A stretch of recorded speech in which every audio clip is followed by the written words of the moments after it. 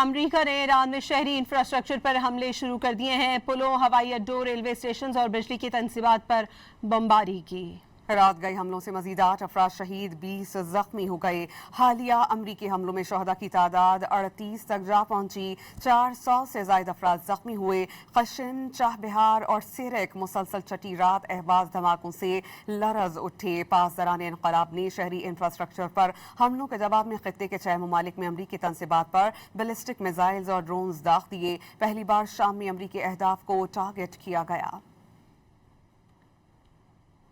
امریکہ نے ایران میں شہری انفراسٹرکچر پر حملے شروع کر دیے ہیں۔ پلوں، ہوائی اڈوں، ریلوے اسٹیشنز اور بجلی کی تنصیبات پر بمباری کی۔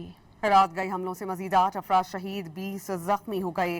حالیہ امریکی حملوں میں شہداء کی تعداد 38 تک جا پہنچی، 400 سے زائد افراد زخمی ہوئے۔ قشم، چاہ بہار اور سیرک مسلسل چھٹی رات اہواز دھماکوں سے لرز اٹھے۔ پاسداران انقلاب نے شہری انفراسٹرکچر پر حملوں کے جواب میں خطے کے 6 ممالک میں امریکی تنصیبات پر بیلسٹک میزائلز اور ڈرونز داغ دیے۔ پہلی بار شام میں امریکی اہداف کو ٹارگٹ کیا گیا۔